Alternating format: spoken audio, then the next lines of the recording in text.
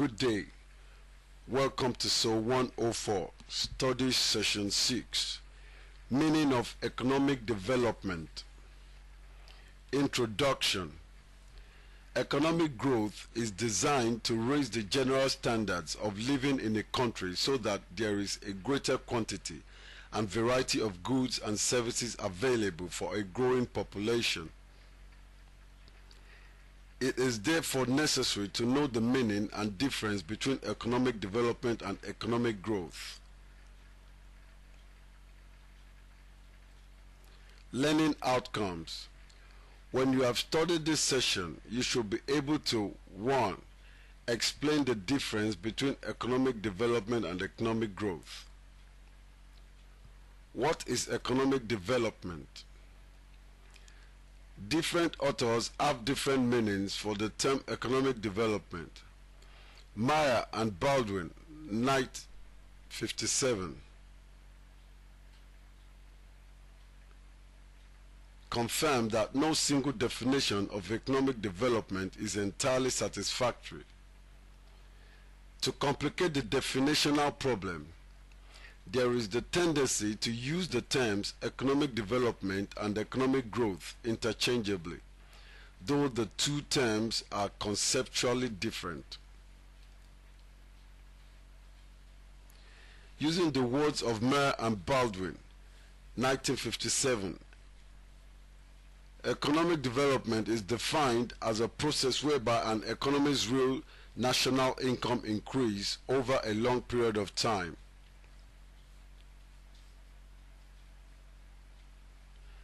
Let us pay special attention to some keywords in the definition. They are process, real national income, and long period. A. Process implies the operation of certain forces. These forces operate over a long period and embody changes in certain variables.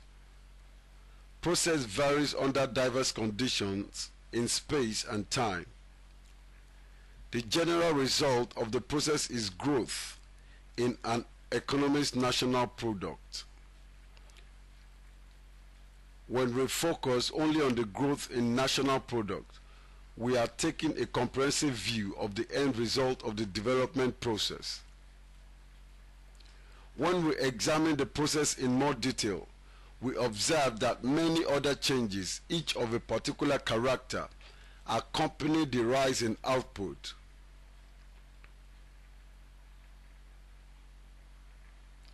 We can classify these changes into two: changes in fundamental factor supplies and changes in the structure of demand for products. Particular changes in factor supplies comprise the discovery of additional resources, capital accumulation, population growth, introduction of new and better techniques of production, improvement in skills, and other institutional and organizational modifications. Particular changes in the structure of demand for products are associated with developments in size and age composition of population, level and distribution of income, states and other institutional and organizational arrangements. It is possible, therefore, to interpret economic development in terms of specific developments in factor supplies and product demands. B. Real national income refers to the country's total output of final goods and services expressed not in monetary terms but in real terms. National income might refer to gross national product (GNP) or net national product (NNP). It is important to note here that in a closed economy, national income and total output are identical. In an economy open to foreign trade, however, national income will be greater than total output if the country is receiving income from sovereign investments or is receiving gifts and grades from abroad. In measuring economic development, we look for the most inclusive measure of the final goods and services produced. but allowance should be made for wastages in machinery and other capital goods during the process of production.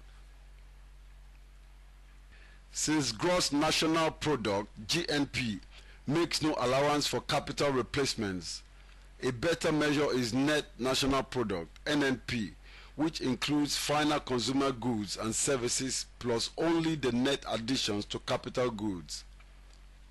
Therefore, when we say that a country experiences development, it is the rise in its real national income over a long period. C. As regards the period, it should be noted that the increase in real national income between cycles rather than the increase within a cycle denotes development. Therefore, the relevant time units are decades rather than years when we talk of development. Meyer and Baldwin, 1957, suggested a minimum of 25 years.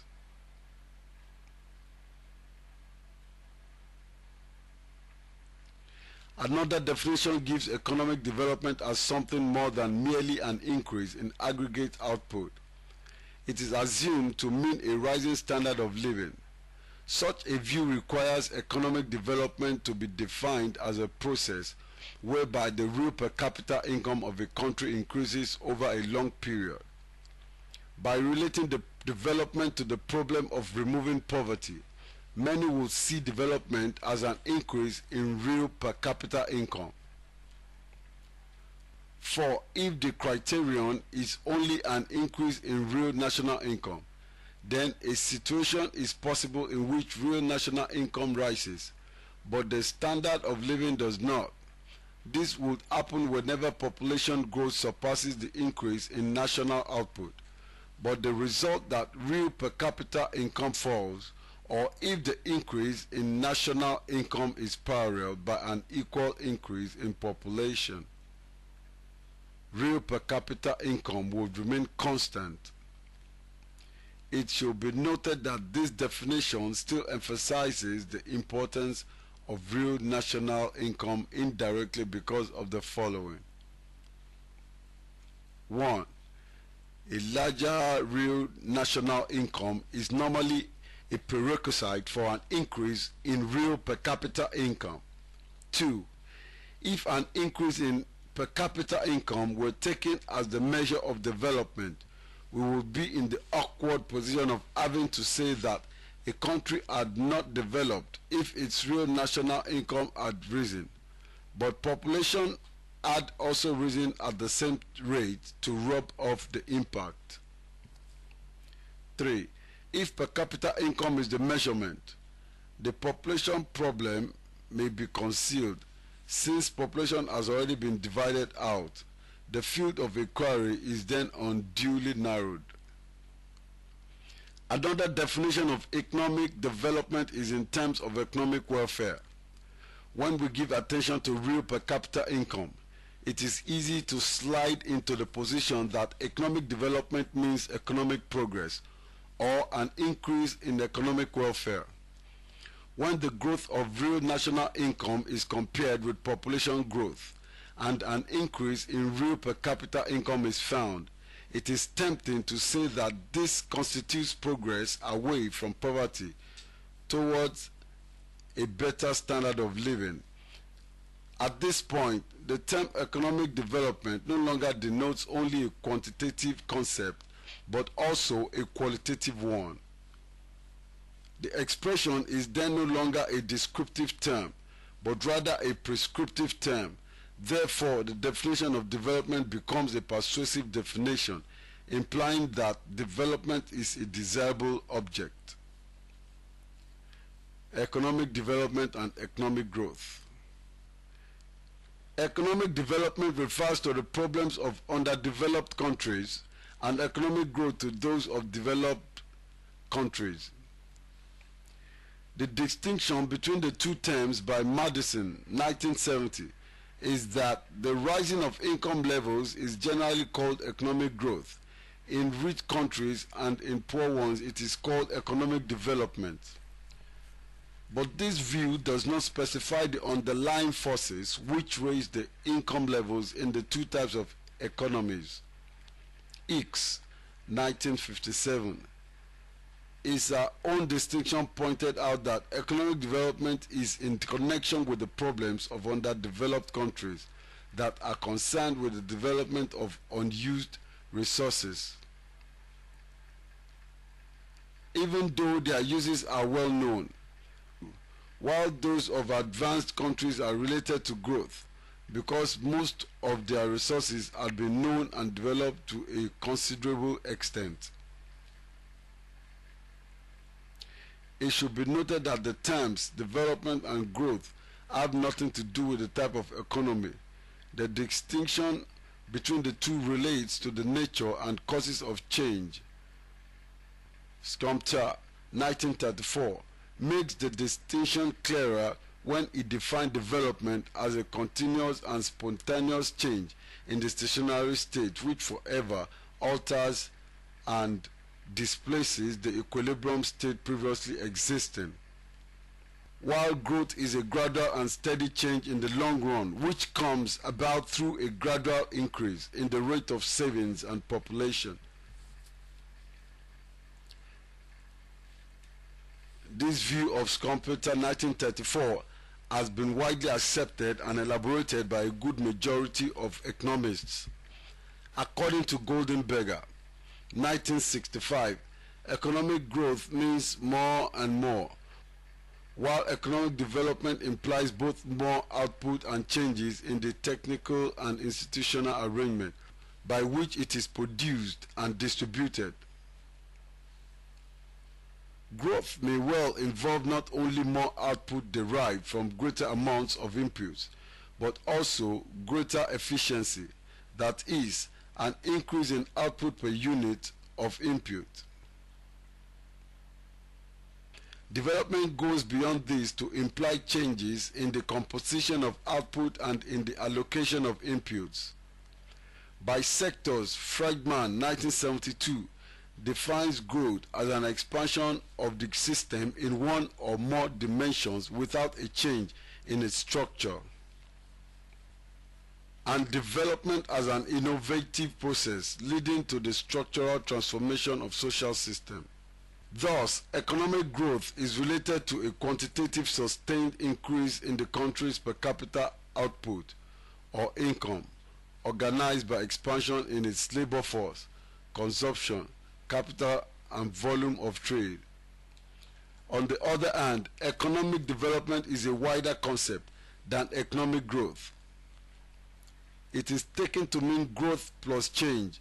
It is related to qualitative changes in economic wants, goods, incentives, institutions, productivity and knowledge, or the upward movement of the entire social system, according to Medahl. In conclusion, one can say that economic development embraces both growth and decline. For example, an economy can grow, but it may not develop because poverty, unemployment, and inequalities continue to persist due to the absence of technological and structural changes. However, it is difficult to imagine development without economic growth. Study session summary.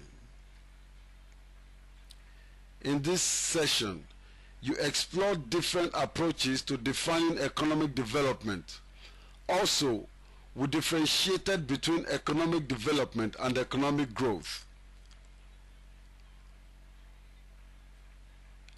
End of study session 6. Thank you for listening.